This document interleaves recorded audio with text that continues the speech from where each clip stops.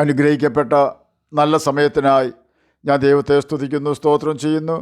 ദൈവവചനം ശ്രവിച്ചുകൊണ്ടിരിക്കുന്ന എല്ലാ ദൈവമക്കൾക്കും വീണ്ടും വരാമെന്ന് അരുളി ചെയ്തവനായ കർത്താവായ യേശു ക്രിസ്തുവിൻ്റെ തന്നെ നാമത്തിൽ ഞാൻ എൻ്റെ സ്നേഹവന്ദനം അറിയിക്കുന്നു.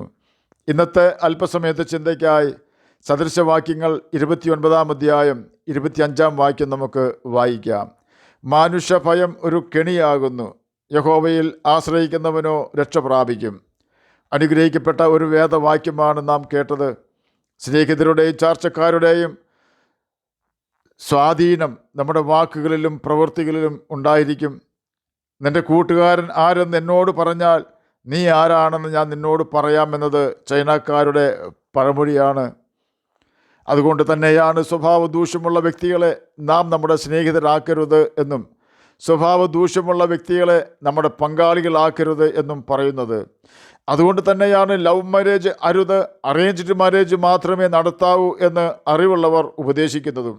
അപ്പോസ്തലനായ പൗലോസ് അതിനെക്കുറിച്ച് പറഞ്ഞിരിക്കുന്നത് ഇപ്രകാരമാണ്: കർത്താവിൽ വിശ്വസിക്കുന്നവനുമായി മാത്രമേ വിവാഹം കഴിക്കാവൂ. ഈ പറഞ്ഞിരിക്കുന്നത് ഒരു പെൺകുട്ടിക്കുള്ള ദൂതാണെങ്കിൽ ഇതേ ഉപദേശം തന്നെയാണ് ആൺകുട്ടികൾക്കും ദൈവം കൊടുക്കുന്നത്. കർത്താവിൽ വിശ്വസിക്കുന്നവളുമായി മാത്രമേ വിവാഹം കഴിക്കാവൂ.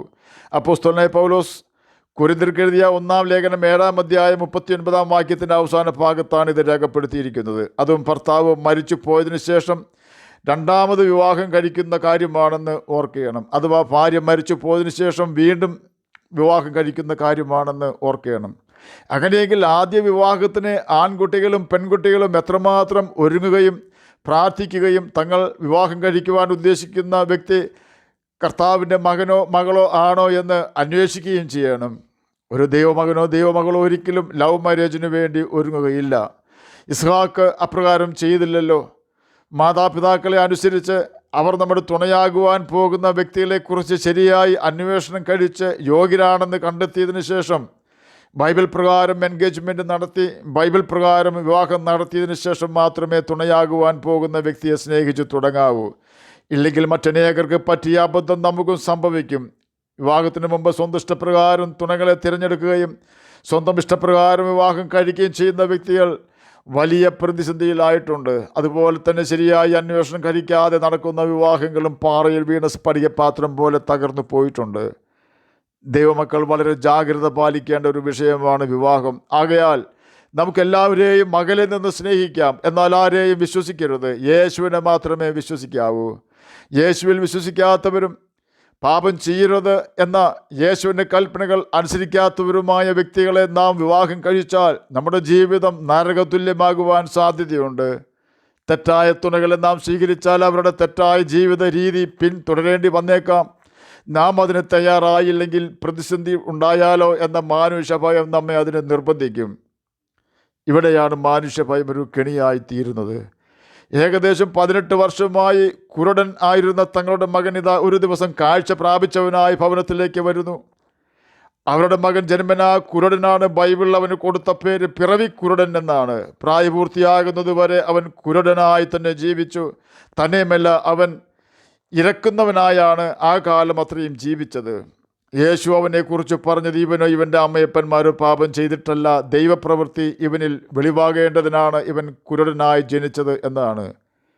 കണ്ണ് കാണുന്നവനായി തീർന്ന തങ്ങളുടെ കുരുടനായിരുന്ന മകൻ ഭവനത്തിൽ വന്നപ്പോൾ അവനോട് കൂടെ ഇതാ ചില യഹൂദന്മാരും ഉണ്ടായിരുന്നു.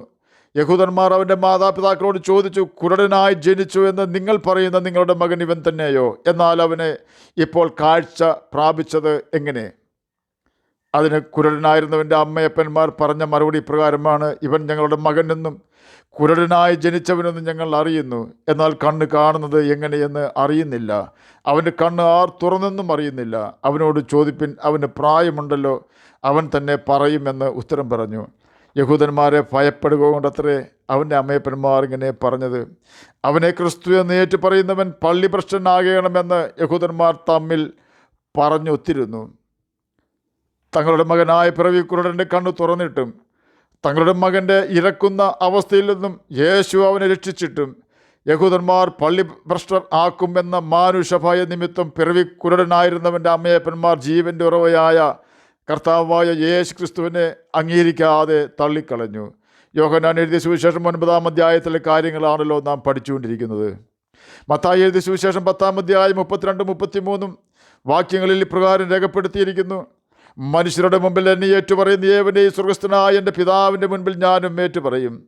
മനുഷ്യരുടെ മുമ്പിൽ എന്നെ തള്ളിപ്പറയുന്നവനെയോ എൻ്റെ പിതാവിൻ്റെ മുമ്പിൽ ഞാനും തള്ളിപ്പറയും. അങ്ങനെയെങ്കിൽ യേശുവിനെ യഹൂദന്മാരെ പേടിച്ച് തള്ളിക്കളഞ്ഞ പിറവി കുരുടനായിരുന്നവൻ്റെ അമ്മയപ്പന്മാരുടെ അവസ്ഥ എന്തായിരിക്കും? ന്യായവിധി സമയത്ത് നല്ല ന്യായാധിപനായ കർത്താവായ യേശു ക്രിസ്തുവിന് മുമ്പിൽ എന്ത് ന്യായമായിരിക്കും അവർക്ക് പറയാനുണ്ടാകുക? ഇതുപോലെ തന്നെയാണ് മറ്റൊരു കൂട്ടം ആളുകളെക്കുറിച്ച് ബൈബിളിൽ രേഖപ്പെടുത്തിയിരിക്കുന്നത്. യോഹന്നാൻ എഴുതിയ സുവിശേഷം 12-ാം അധ്യായം 42-ാം വാക്യത്തിൽ ഇപ്രകാരം രേഖപ്പെടുത്തിയിരിക്കുന്നു: എന്നിട്ടും പ്രമാണികളിൽ തന്നെയും അനേകർ യേശുവിൽ വിശ്വസിച്ചു. പള്ളിഭ്രഷ്ടരാകാതിരിപ്പാൻ പരീശന്മാർ നിമിത്തം ഏറ്റു പറഞ്ഞില്ലാതാനും. യേശു ചെയ്ത അത്ഭുതങ്ങളും അടയാളങ്ങളും വീര്യപ്രവൃത്തികളും അനവധിയാണ്. ഇതെല്ലാം കാണുകയും കേൾക്കുകയും ചെയ്യുന്ന ഏതൊരാൾക്കും യേശുവിനെ അംഗീകരിക്കുവാനും അവനെ അനുസരിക്കുവാനും കഴിയും. കാരണം ദൈവിക അധികാരത്തോടെയാണ് യേശു അതെല്ലാം ചെയ്തത്. തൻ്റെ ശിഷ്യന്മാരോട് യേശു അതിനെക്കുറിച്ച് പറഞ്ഞത് ഇപ്രകാരമാണ്: പിതാവ് എന്നിൽ വസിച്ചുകൊണ്ട് പ്രവർത്തിക്കുന്നു. എന്നാൽ യേശുവിൻ്റെ ഭാഷയിൽ തന്നെ പറഞ്ഞാൽ, മറ്റാരും ചെയ്തിട്ടില്ലാത്ത പ്രവൃത്തികൾ ഞാൻ ചെയ്തിട്ടില്ല എങ്കിൽ അവർക്ക് പാപം ഇല്ലായിരുന്നു എന്നാണ് യോഹന്നാൻ എഴുതിയ സുവിശേഷം 15-ാം അധ്യായം 24-ാം വാക്യത്തിൽ രേഖപ്പെടുത്തിയിരിക്കുന്നത്. എന്തുകൊണ്ടായിരുന്നു യേശുവിനെ അനേകർ അംഗീകരിക്കാതെയും അനുസരിക്കാതെയും പിൻഗമിക്കാതെയും ഏറ്റുപറയാതെയും തള്ളിക്കളഞ്ഞതെന്ന് ചോദിച്ചാൽ, ഒന്നാമതായി യേശുവിനെ അനുഗമിക്കുന്നവർ തങ്ങളുടെ പാപങ്ങളെ ഏറ്റുപറഞ്ഞ് ഉപേക്ഷിക്കണമെന്ന വ്യവസ്ഥ യേശു വെച്ചിട്ടുണ്ടായിരുന്നു. കാരണം യേശു പാപം ചെയ്യാത്തവനും പാപത്തെ വെറുക്കുന്നവനും മനുഷ്യവർഗത്തിൻ്റെ പാപങ്ങൾക്ക് പരിഹാരം വരുത്തുവാൻ വന്നവനുമാകുന്നു. രണ്ടാമതായി, ദ്രവ്യാഗ്രഹത്തിനെതിരെ പ്രസംഗിക്കുന്ന യേശുവിനെ ദ്രവ്യാഗ്രഹികളായ യഹൂദന്മാർക്ക് അംഗീകരിക്കുവാൻ കഴിയുമായിരുന്നില്ല. തന്നെയുമല്ല, ആ കാലത്ത് നടമാടിക്കൊണ്ടിരുന്ന സകല അനീതിക്കെതിരെയും യേശു പോരാടിയിരുന്നു. സകല അനീതിയിലും മുങ്ങിക്കുളിച്ചിരുന്ന മഹാപുരോഹിതന്മാരും പരീശന്മാരും ശാസ്ത്രിമാരും അതുകൊണ്ട് തന്നെ യേശുവിനെ വെറുത്തിരുന്നു. ആ കാലഘട്ടത്തിൽ സമൂഹത്തിൽ നല്ല സ്വാധീനമുണ്ടായിരുന്ന ഇവരെ വെറുപ്പിച്ചാൽ അവർ അങ്ങനെയുള്ളവരെ പള്ളിഭ്രഷ്ടർ ആക്കുമായിരുന്നു.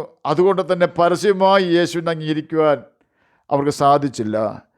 യഹൂദന്മാരെ പേടിച്ച് യേശുവിനെ അംഗീകരിക്കുവാൻ അവർ തയ്യാറായില്ല. അപ്രകാരം മാനുഷ്യഭയ നിമിത്തം യേശുവിനെ അംഗീകരിക്കുകയോ അനുസരിക്കുകയോ ഏറ്റുപറയുകയോ ചെയ്യാതിരുന്നവരെ നോക്കിക്കൊണ്ട് ദൈവാത്മാവ് ആത്മഗതമെന്നോണം യോഹന്നാൻ എഴുതിയ സുവിശേഷം 12-ാം അധ്യായം 43-ാം വാക്യത്തിൽ പറയുകയാണ്: അവർ ദൈവത്താലുള്ള മാനത്തേക്കാൾ മനുഷ്യരാലുള്ള മാനത്തെ അധികം സ്നേഹിച്ചു. എന്നെ കേൾക്കുന്ന ദൈവമകനെ, ദൈവമകളെ, ഇന്ന് യേശുവിനെ അവൻ്റെ കൽപ്പനകൾ അനുസരിച്ചുകൊണ്ട് സ്നേഹിക്കുകയും അനുസരിക്കുകയും ചെയ്യുമോ? പാട്ടുകാരൻ പാടിയതുപോലെ, ക്രൂശിൽ നിൻ പേർക്കായി മരിച്ച യേശുവിന് നിൻ്റെ ഹൃദയത്തിൽ ഇടമുണ്ടോ? അതോ ലോക ഇമ്പങ്ങൾക്കും ഒരിക്കലും ഒരു പ്രയോജനമില്ലാത്ത പാപവഴിയിൽ കൂടി കുതിച്ചുകൊണ്ടിരിക്കുന്ന കൂട്ടുകാർക്കും ആണോ നമ്മുടെ ഹൃദയത്തിൽ സ്ഥാനമുള്ളത്? ഓർക്കുക, നമ്മുടെ വീണ്ടെടുപ്പുകാരൻ, അതും നിത്യനരകത്തിൽ നിന്നും നമ്മെ വീണ്ടെടുത്തവൻ കർത്താവായ യേശു ക്രിസ്തു മാത്രമാണ്. അമ്മ ആശ്വസിപ്പിക്കുന്നതിനേക്കാൾ നമ്മെ ആശ്വസിപ്പിക്കുന്നവൻ, കല്ലറയ്ക്കപ്പുറവും കടന്നു വന്ന് നമ്മെ സ്നേഹിക്കുന്നവൻ, അവസാനത്തുള്ള രക്തവും കാൽവരി ക്രൂശിൽ നമുക്ക് വേണ്ടി ഊറ്റിത്തന്നവൻ, കൂടെ ഇറങ്ങിയവരും കൂടെ ഓടിയവരും കൂടെ ജീവിച്ചവരും സഹായത്തിനില്ലാതെ മരണ യോർദാൻ കടക്കുന്ന സമയത്തും നമ്മെ കൈവിടാതെ സ്വർഗീയ പിതാവിൻ്റെ ഭവനത്തിലേക്ക് കൂട്ടിക്കൊണ്ട് പോകുവാൻ ശക്തനായവൻ. അതെ, ആ യേശു മാത്രമാണ് നമ്മുടെ നല്ല സ്നേഹിതൻ. അവനെ നമ്മുടെ സ്നേഹിതനാക്കുവാൻ നാം ചെയ്യേണ്ടത് ഇനി പാപം ചെയ്യാതെ ജീവിക്കുക എന്നത് മാത്രമാണ്. എന്നാൽ നിശ്ചയമായും യേശു നമുക്ക് നിത്യജീവൻ തരും. ആകയാൽ നമുക്ക് മാനുഷ്യഭയം കൂടാതെ സാത്താൻ്റെ കെണിയിൽ വീഴാതെ യേശുവിനെ അനുസരിച്ച് നിത്യജീവന് അവകാശികളായി തീരാം. അതിന് കർത്താവ് നമ്മെ സഹായിക്കട്ടെ എന്ന് പ്രാർത്ഥിച്ചുകൊണ്ട് ഞാൻ എൻ്റെ വാക്കുകളിൽ നിന്ന് വിരമിക്കുന്നു. നമുക്ക് പ്രാർത്ഥിക്കാം. ഞങ്ങളെ സ്നേഹിക്കുന്ന സ്വർഗീയ പിതാവേ, എന്നെ കേൾക്കുന്ന ഏതെങ്കിലും പ്രിയപ്പെട്ടവർ വ്യസനത്തിലായിരിക്കുന്നുവെങ്കിൽ അങ്ങ് അവരുടെ വ്യസനം മാറ്റിക്കൊടുക്കണമേ. അങ്ങയുടെ വചനം വായിക്കുവാനും ഗ്രഹിക്കുവാനും അതിന് പ്രകാരം ജീവിക്കുവാനും അങ്ങേ സാക്ഷിക്കുവാനും അങ്ങേ അനുസരിക്കുവാനും മടിയനെ കേൾക്കുന്ന അങ്ങയുടെ കുഞ്ഞുങ്ങളെ സഹായിക്കണമേ. ശിശുക്കളെ അങ്ങ് വളർത്തണമേ. വിവാഹപ്രായമായി നിൽക്കുന്ന എല്ലാ പ്രിയപ്പെട്ടവർക്കും തക്കതായ തുണകളെ കൊടുക്കണമേ. പ്രാർത്ഥന കേട്ടതിനായി സ്തോത്രം.